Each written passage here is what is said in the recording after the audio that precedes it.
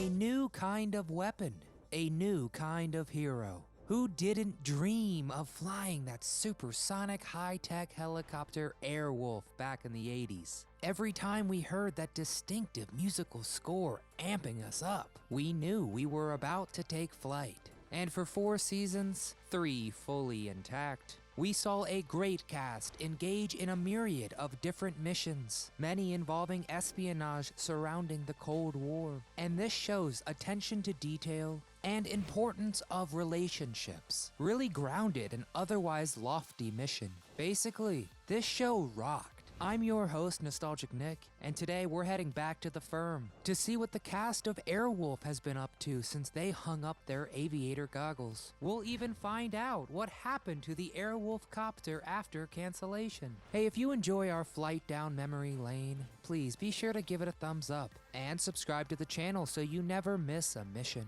Ready? You're the pilot. Jan Michael Vincent, Stringfellow Hawke, what a name, was actually a very complex and deep character, and the ultimate hero. After he gets the Airwolf back from enemy lines, he does not give it back. Hey, you wouldn't take Kit away from Michael Knight now, would you? Jan Michael Vincent began acting in the late 60s, including co-guesting with Beaver's Tony Dow on a 3-parter of Lassie, as well as Link in the Danger Island segments of Hanna-Barbera's The Banana Splits. Then Vincent co-starred with Charles Bronson in the crime film The Mechanic in '72. And he bared it all as the anti-hero Buster Lane in the 1974 romance Buster and Billy, when he startled audiences everywhere with his full frontal nudity. And a breakout role for him was the protagonist Matt Johnson in the 1978 film Big Wednesday. Surf's up, Vincent. But when he became Hawke, things changed for the better and for the worse. The good was his $200,000 per episode, the highest of any actor in an American series at that time. But the bad came too. He severely battled alcohol abuse as well as intravenous drug use and cocaine. He was a frequenter of bar brawls and was arrested several times for drunk driving through the 80s and 90s and even 2000s. Yeah, I think I understand. Vincent was also accused several times of assault, and his second wife enacted a restraining order after divorcing in 1998. Then sadly, in 2012, Vincent's leg was amputated below the knee from complications of peripheral artery disease. Jan Michael Vincent died in February 2019. Due to cardiac arrest, he was only 74 years old.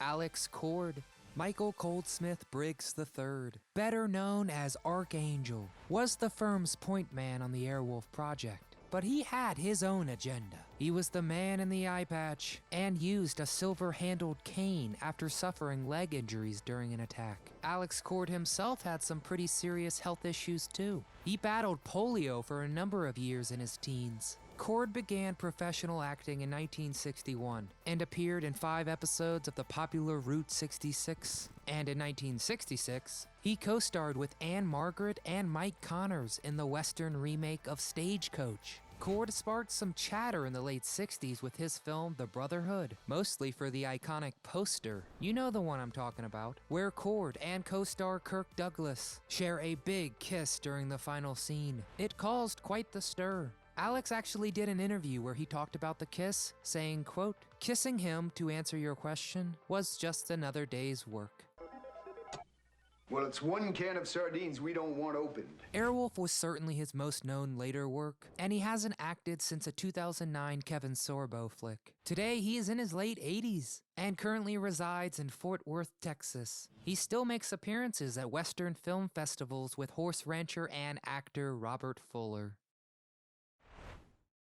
Ernest Borgnine. Dom provides some great comic relief for this action-packed show. A wonderful other half to Hawke's moodiness, and the true definition of a good friend. I personally loved every time Dom said Mamma Mia when things were getting dicey. Mamma mia. Mamma mia. Mamma mia. Mamma mia. The legendary Ernest Borgnine got his career started in 1950 and it's hard to even highlight roles with this superstar. From supporting roles like in 1953's From Here to Eternity, to his Academy Award-winning performance as Marty in 1955, Ernest could do it all. Villains galore, but he could also champion a hugely popular 60s show, McHale's Navy, and the late 60s brought legendary performances as General Warden in The Dirty Dozen, as well as his famous Dutch as part of the Wild Bunch. Borgnine was a full-blown movie star. A personal favorite of mine is his part in the star-studded Poseidon Adventure in 1972. From 72 all the way until 2002, Borgnine marched in Milwaukee's annual Great Circus Parade as the Grand Clown. He sure lived a long and fruitful life, marrying 5 times and having 4 children, while living to the mighty age of 95. Ernest, you are a true legend. Jean Bruce Scott. Caitlin O'Shaughnessy got hooked up with the rest of the crew in season 2. The Airwolf team prevented her from being assaulted by a group of rednecks, and she later left the Texas Highway Patrol to serve as a pilot and flight engineer for Airwolf. Jean Bruce Scott entered the scene in 1979, but Airwolf was certainly her breakout gig. She'd go on to have many lengthy stays on TV, including a recurring role as Lieutenant Commander Maggie Poole on Magnum P.I., and 2 longtime arcs on some popular soaps. First on Port Charles for over 100 episodes in 2002, and then over 100 more of Days of Our Lives until she retired from acting in 2012. In 2007, Scott began working as the executive director of Native Voices at the Altry, a program devoted to developing and producing new works for the stage by Native American playwrights. Today, Jean is 65 years old and recently retired from her position at the Altry after more than 25 years of producing. She kept busy for sure. Barry Van Dyke. Alright, we're pivoting to cover the new Season 4 crew briefly before getting back to the chopper. St. John Hawke was introduced as Stringfellow's brother. Season 4 was his time to take over as pilot of the Airwolf due to his brother's injuries. But really it was due to CBS's cancellation and the subsequent move to the USA Network. This new version was shot with a smaller budget in Canada, as the firm transformed to the company. But most fans of the original think that this attempt crashed and burned. I've just been laying my life on the line too long. But it wasn't Barry Van Dyke's fault. It was mainly them recycling old footage from the original. Barry is the second son of legendary Dick Van Dyke, and he began acting in 1962 with an episode of his dad's show, The Dick Van Dyke Show. Then he started gaining his own fans, with a starring role in the popular sci-fi show Galactica 1980, where he starred with TV royalty in Adam 12's Kent McCord and Bonanza's Lorne Greene. And who didn't love watching Barry and Pop co-star together for 8 great seasons of Diagnosis Murder? Barry turned 70 years old in July 2021, and he's still at it. We last saw him in 2019's Heavenly Deposit, co-starring with Texas Ranger star Nia Peoples. For more on Peoples and the rest of the Rangers, we do have a deep dive into that great show too. Geraint Wynne Davies. Major Mike Rivers was tasked with filling Borgnine's shoes, which is quite impossible to do. Hey, come on, lighten up.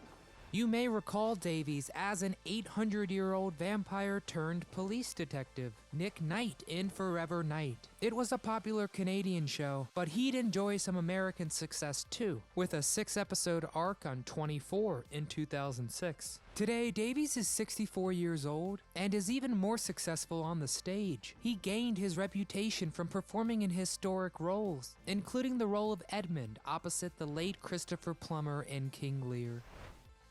Michelle Scarabelli. Joe Santini was Dom's niece, and later became the owner of Santini Air and custodian of Airwolf. Scarabelli began acting in 1980, and is probably best known for her role in the show Alien Nation as Susan Francisco, which also enjoyed 5 spin-off made-for-TV flicks too. Today she is 66 years old, and just recently in 2021, she played Martha Kent for 2 episodes of Superman and Lois on the CW.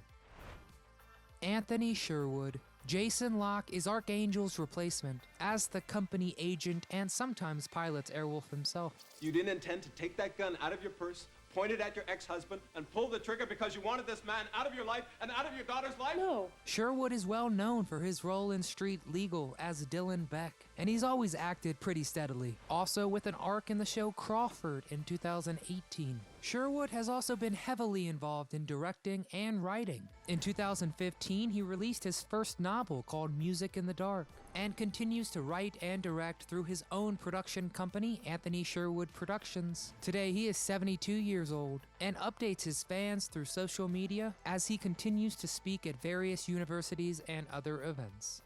Alright, this twin turbine copter is coming in for repairs. Wait, so what happened to Airwolf? Well, after the show was canceled, the chopper was sold to a German firm where it became an air ambulance. Horribly though, it crashed during a thunderstorm in June 1992, killing all 3 crew members. 1984 really was the year of the copter, with Airwolf and Riptide, and its TV spinoff Blue Thunder. So let's chat. Who is your favorite character on Airwolf? Can you remember a specific mission that made for high-octane TV? Let us know in the comments. We read every one. As always, please give us a big thumbs up if it's not too much to ask. And subscribe to our channel for even more throwback episodes. From all of us here at Do You Remember, thank you for watching.